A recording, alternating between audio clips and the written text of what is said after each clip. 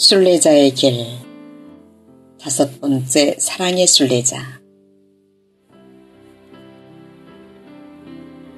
첫째, 전능하신 능력은 사랑입니다.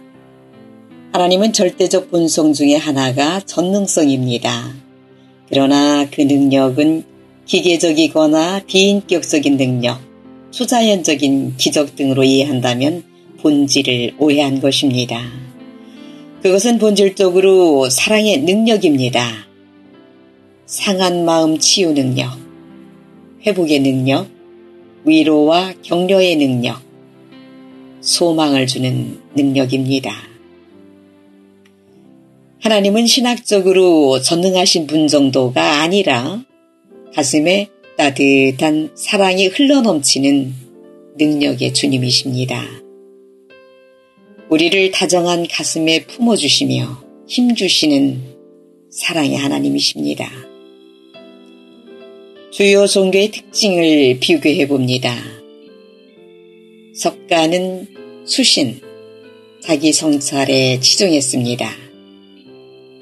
공자는 윤리로 제가, 가정을 바로 세우는 일에 치중했습니다. 소크라테스는 치국, 바른 국가관을 강조했습니다. 악법도 법이다며 스스로 법을 지키려고 애썼습니다. 예수님은 인류의 전 인류를 사랑하셨습니다. 타 종교는 신을 위해 사람을 제물로 바치지만 기독교는 하나님이 세상을 이처럼 사랑하사 하나님의 아들이 사람을 위해 제물이 되셨습니다. 단번에 영원한 제물이 되셨습니다. 예수님의 사랑이 가장 잘 나타난 곳이 십자가입니다. 의인을 위하여 죽는 자가 쉽지 않고 선인을 위하여 용감히 죽는 자가 혹 있거니와 우리가 아직 죄인 되었을 때에 그리스도께서 우리를 위하여 죽으심으로 하나님께서 우리에 대한 자기의 사랑을 확증하셨느니라. 6월절 전에 예수께서 자기가 세상을 떠나 아버지께로 돌아가실 때가 이른 줄 아시고 세상에 있는 자기 사람들을 사랑하시되 끝까지 사랑하시느니라. 둘째, 사랑의 영원성. 모든 민족에게 고유의 러브스토리가 있습니다. 영국은 로미오와 줄리엣, 러시아는 백조의 호수, 한국은 춘향전 등 이것들이 늘 리메이킹 되어지고 반복 공연되는 이유는 무엇일까요? 우리 인생은 사랑 없이는 살 수 없다는 것입니다. 어떤 사람은 죽지 못하고 영원히 사는 천국은 얼마나 지루할까 하고 걱정합니다. 천국은 완전한 사랑의 장소입니다. 사랑하는 사람에게는 권태가 없습니다. 사랑은 자기 충족성이 있습니다. 사랑하고 있으면 아무것도 없지만 모든 것으로 가득 찹니다. 여호와는 나의 목자시니 내게 부족한 것이 없는 것입니다. 이렇게 소중한 사랑의 가치를 우리가 못 깨닫는 이유는 무엇인가요? 첫째, 우리는 부분적으로 사랑을 알기 때문입니다. 제가 젊은 시절에 효율로 보면 노인보다 대학생들을 가르치는 것이 효율적이었습니다. 그러나 내가 선교단체 CCC를 떠나 목회를 시작하면서 노인과 아이들을 목양하니 참으로 효율이 없었습니다. 그때는 부분적으로 사랑을 알았기 때문에 효율을 따졌었습니다. 그러나 효율보다 더 중요한 것이 있는데 그것은 바로 사랑임을 깨달았습니다. 손양원 목사님이 아무도 알아주지 않는 여수 애양원에서 목회하셨습니다. 효율은 없었습니다. 그러나 그것보다 더 중요한 것, 사랑이 있었기 때문이었습니다. 두 번째, 내가 어리기 때문입니다. 어릴 때는 초등학교 운동장이 매우 크게 보였습니다. 그러나 어른이 되고 나서 보니 그리 큰 장소가 아니었습니다. 우리에게 물질, 권력이 아직까지 내 인생에 크게 보이는 이유는 아직 영적으로 어리기 때문입니다. 그래서 사랑의 가치를 아직 잘 모릅니다. 세 번째, 우리 시력이 나쁘기 때문입니다. 우리가 지금 보는 것은 청동기 거울을 통해 보는 것과 같습니다.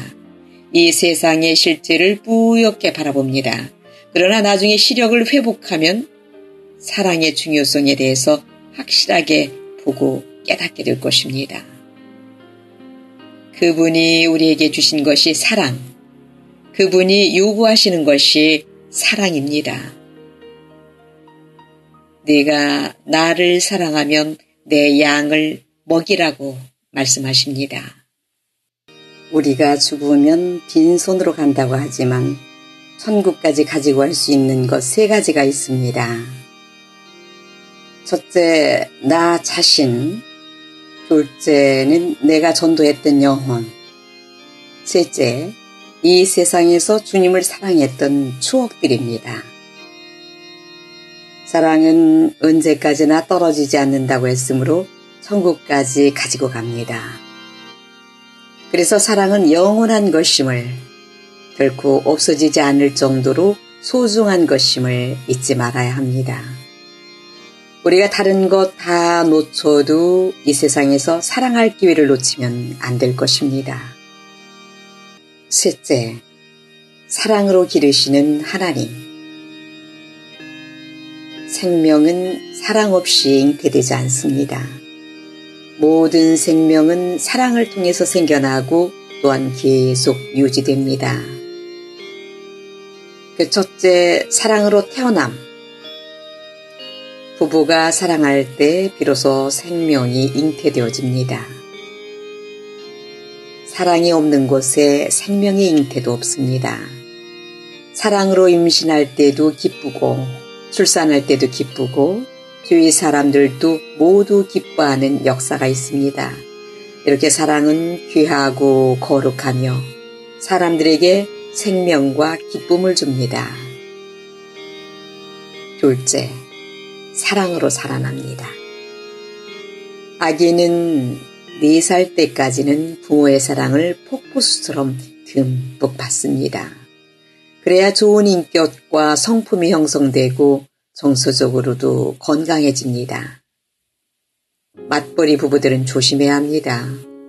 여차하면 아이들이 커서 애정결핍자, 정서장애자가 되기 쉽습니다.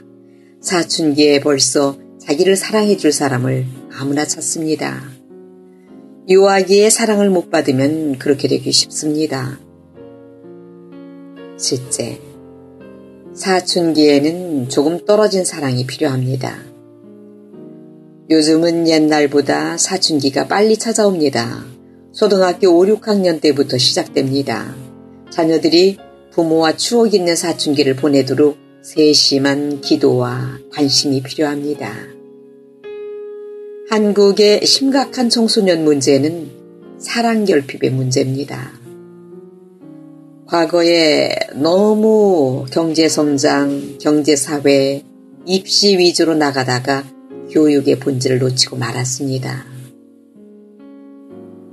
개를 사랑하는 집안에서 개는 오래 삽니다.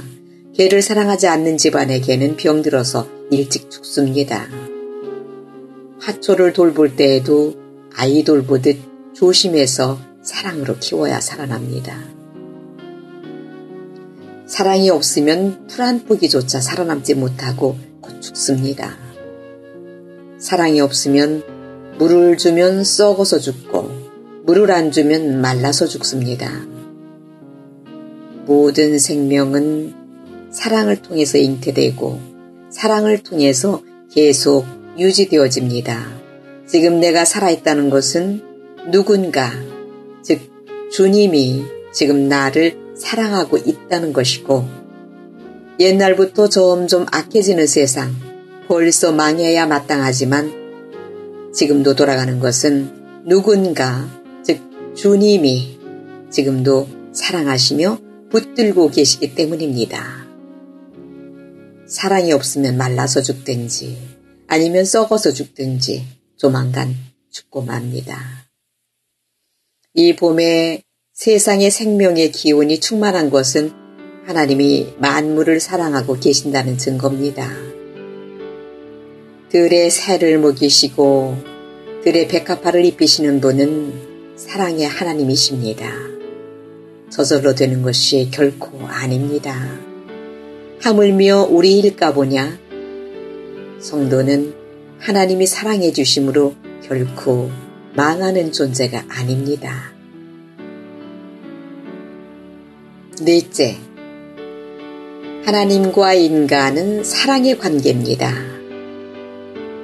자녀가 아빠를 부를 때 간혹 집에 있으면 우리 집 아이들은 큰 소리로 나를 부릅니다.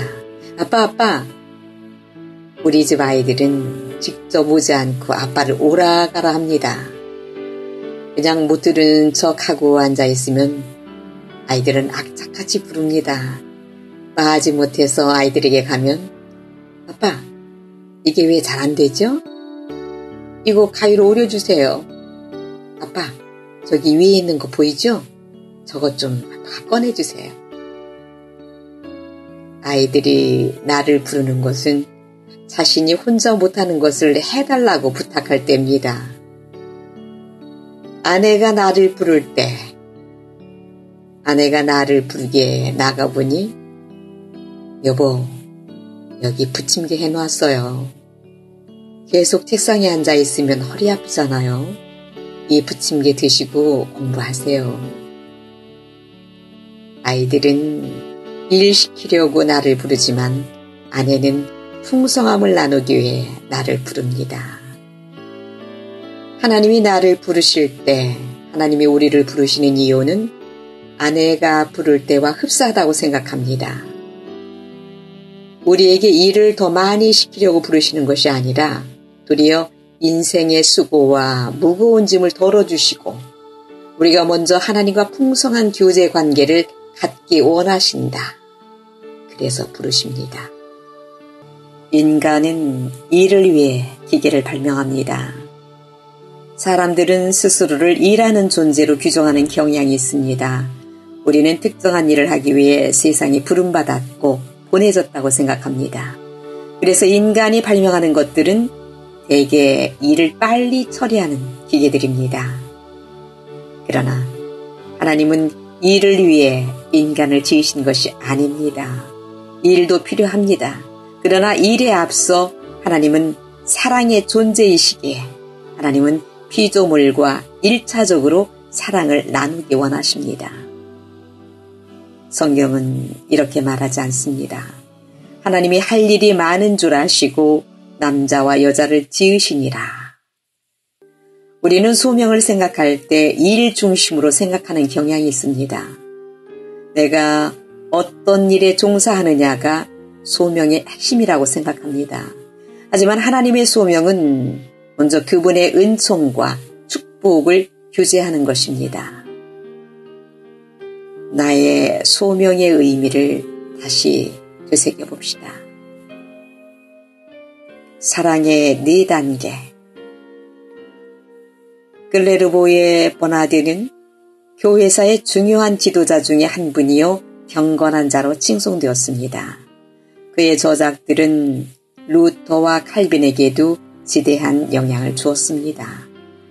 아래는 그의 저서 하나님을 사랑함에 대하여를 요약한 것입니다. 하나님을 사랑해야 할 이유. 하나님이 바로 하나님이시기 때문에 사랑해야 합니다.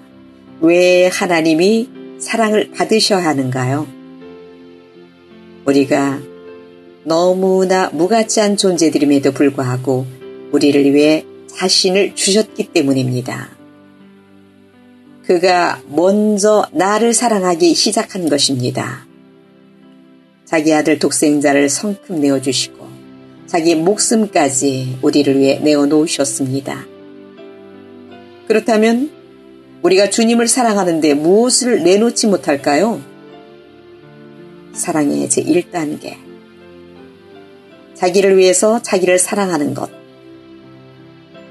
사랑은 하나님께로부터 비롯된 것이어서 마땅히 하나님을 사랑해야 하지만은 제일 미숙한 단계를 자기를 제일 먼저 떠받들게 됩니다. 자기 사랑은 지나치기 마련이고 쾌락을 과도하게 사랑하게 되고 자아사랑의 적절한 경계선을 넘게 됩니다. 먼저 그 나라와 그의 의를 구하여 이웃을 사랑하고 하나님을 사랑하면 나 자신이 더 많은 사랑을 받게 된다는 순서를 우리는 왜 모를까요? 사랑의 제2단계. 자기를 위해서 하나님을 사랑하는 것. 하나님의 보호와 축복 속에 살다가 삶 속에 풍랑을 겪게 되면 하나님께 돌아와 하나님을 의지합니다. 나만 사랑하던 우리가 하나님을 사랑하기 시작합니다.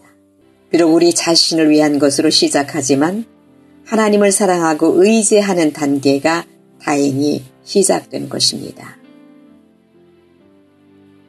사랑의 3단계.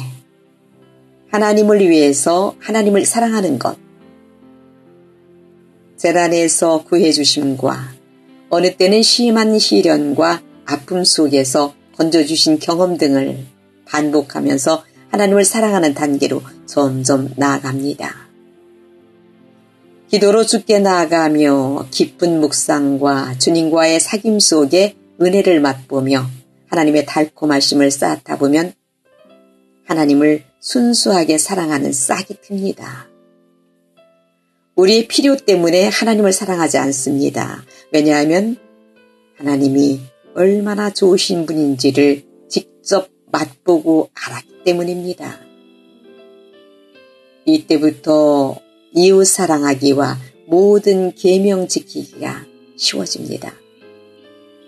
하나님을 향한 순수한 사랑이 시작되고 하나님을 위해서 행동하고 움직입니다.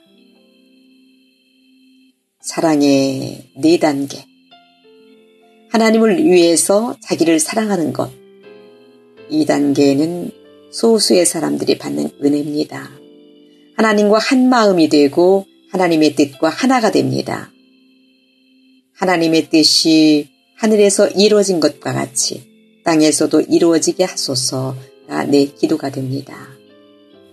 쇳덩어리가 달구어져서 빛나게 되면 원래의 모습은 사라지고 불덩이같이 보이는 것처럼 자신은 완전히 녹아지게 되고 그래서 자신에게 얽매이지 않고 하나님의 뜻에 순복하게 됩니다.